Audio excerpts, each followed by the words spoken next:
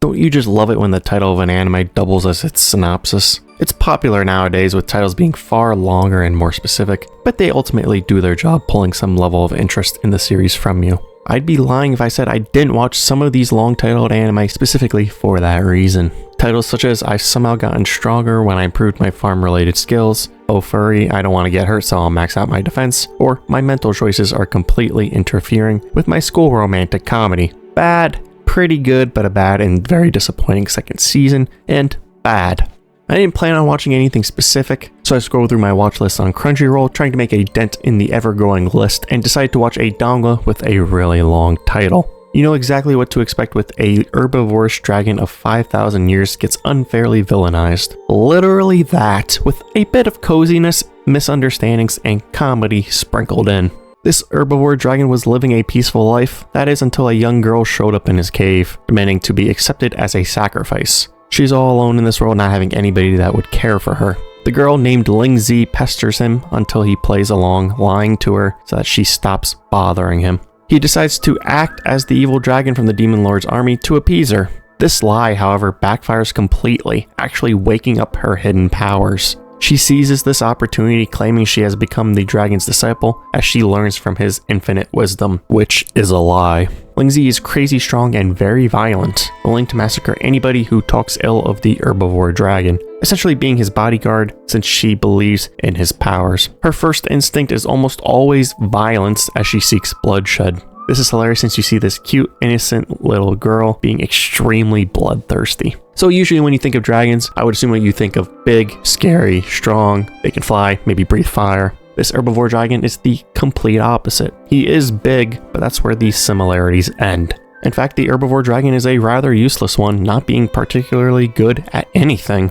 He can't fly, he's extremely weak, not even capable of beating a sheep in a fight, and is pretty useless overall, struggling to complete even simple tasks. Throughout much of the show, he is seen beating himself up, knowing how useless he can be. Throughout the donga, the duo travel as the herbivore dragon desperately attempts to ditch this kid every chance he gets so that he can return to his quiet life. As harsh as it may seem, he is trying to do the right thing by seeking out somebody who will take good care of her. The dragon is very nice and mild-mannered, never possessing hateful thoughts, which makes him a great role model and parent for Ling Zi. By the end of the only season thus far, we see something he seems to do pretty well, be a parent for Ling Zi. Not only does he save her, but if you think about their journey thus far, he does a decent job taking care of her, trying to prevent her from getting into any trouble, and attempting to let her have a normal childhood. He spent 5,000 years running away from conflict and hardship, protecting himself first, but now Ling Zi comes first. Even though he lies about being this all-powerful dragon,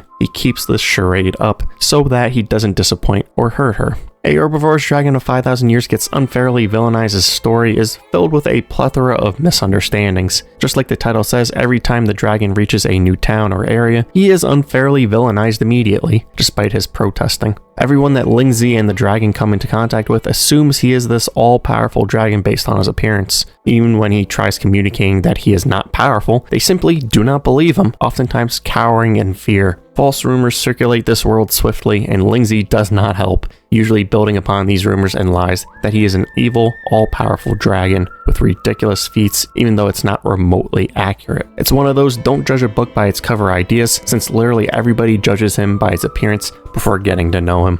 Another character in a similar boat to the herbivore dragon is the Water Saint, who the dragon and Ling Zi come across later in the show. Both the Water Saint and the dragon are misunderstood, with most people thinking the dragon is evil, but he's actually good. But for the Water Saint, it works for the opposite. She originally was part of the demon army, but was bullied by them. She wanted to prove herself to them by killing humans, but accidentally helped the humans out. She is now beloved and worshipped by them because of her water and earth abilities, despite her true intentions initially. This misunderstanding works in her favor, as she likes the admiration, and now she works to protect them. She originally wanted to be evil, but now resents this old version of herself. I really liked a quote from the show, so I'll repeat it here since it fits. What counts is not who you were, but who you want to be. That works for both the Water Saint who changed and also the herbivore dragon who is in the process of changing. As humans, we are fallible. The mistakes we make will discourage us, but that doesn't mean we should give up entirely. Change is difficult and will take a long time.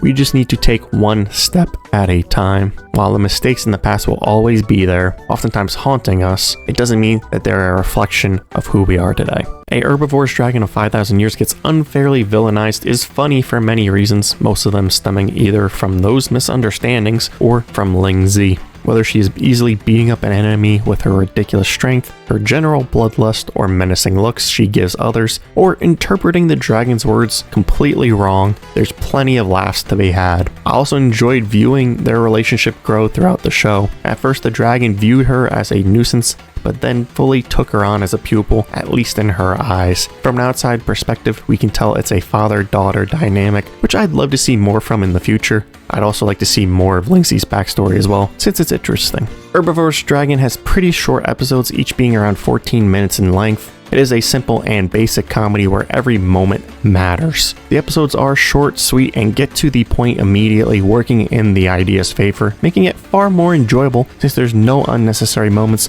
or fluff added to the story. Although I'd love to see more from the show, if the episodes were longer, I'd fear that it would become far more boring, ultimately being a detriment to the series as it drags on. Sometimes you just need to keep it simple, and it works in this idea's favor. I was surprised at the quality of the animation for this show as well. It's surprisingly pretty good, especially during some of the fight sequences. Ultimately, if you're looking for a short, cute, comfy show that will make you laugh, I highly recommend A Herbivorous Dragon of 5,000 Years Gets Unfairly Villainized. It's not going to be a life-changing series, but it is good. Definitely worth a watch. I give it a 7 out of 10. Thanks so much for watching. As usual, don't forget to like, comment, and subscribe, and I'll see you guys in the next video.